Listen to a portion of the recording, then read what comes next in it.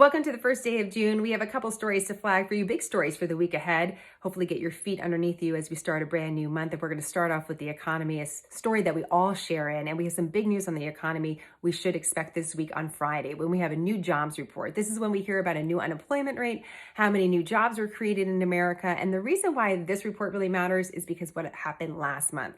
Last month, economists expected more than 1 million jobs to be created, but that didn't happen. It was around 266,000. So that was a big disappointment. And the question is, was that just a one-off, or is that the beginning of a trend of slower job growth? And the reason why that matters is that slower job growth would equal a slower economic recovery, which is what we don't want. So there's a lot of attention on this report to see, does it follow last month's report or does it show us something different? We'll be covering that for you. And speaking a little bit about money matters, we do have news on stamps, first-class stamps.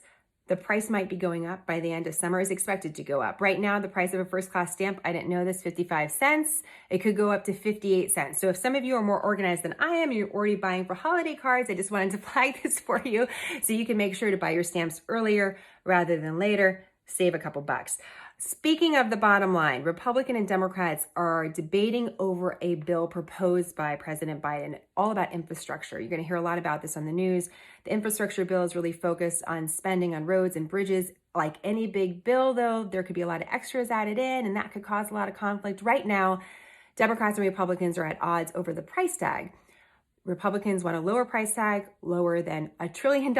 Democrats want a higher price tag, more than $1 trillion. And so the question is there room for compromise? There seems to be some comments that are suggesting there's the political will for everyone to meet somewhere in the middle. We'll see if that takes place. The president is expected to meet with lawmakers this week and discuss this matter. So this could be something that you're hearing a lot more about. Meanwhile, President Biden is doing something today that no other U.S. president has done before. He's in Tulsa, Oklahoma, commemorating 100 years since the Tulsa Race massacre. So here's a little background. More than 100 years ago, there was a thriving, successful Black community in Tulsa called Greenwood.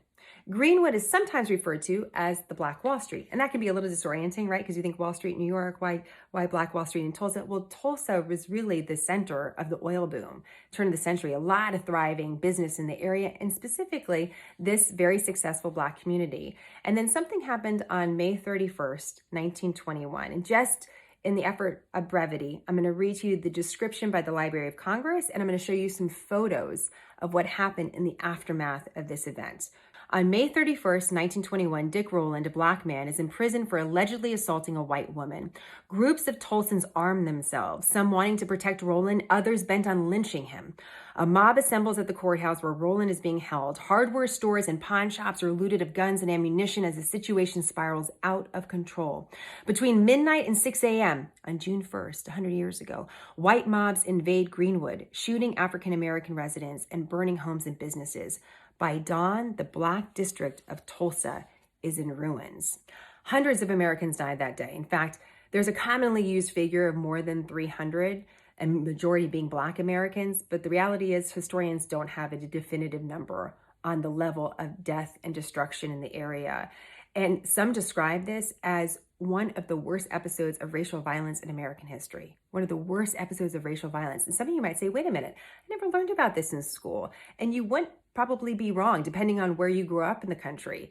This has only really reached a level of national prominence, national story recently. So a couple things just to know about it. Number one, President Biden is the first sitting president to visit Tulsa, Oklahoma to mark this day. That right away is going to increase the profile of the event. Number two, you might have heard about it differently. At times it was called the Tulsa Race Riot rather than the Tulsa Race Massacre.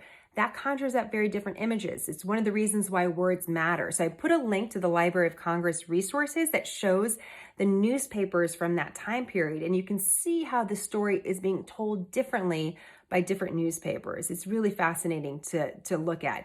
The third thing I want to flag for you is I pulled this New York Times interactive experience where you can actually almost walk into Greenwood, see what it looked like, learn about it, and then see the aftermath of what happened. I put all of these resources underneath a quote by the oldest living survivor of the Tulsa massacre. She's 107 years old.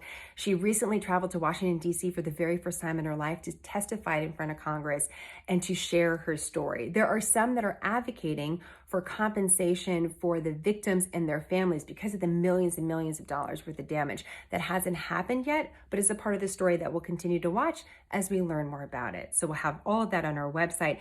We have more than a dozen stories we want to continue to cover for you this week. I'm curious, what would you like to hear more about? Please let us know. Questions and comments as always, and more on smarternews.com. Have a great week.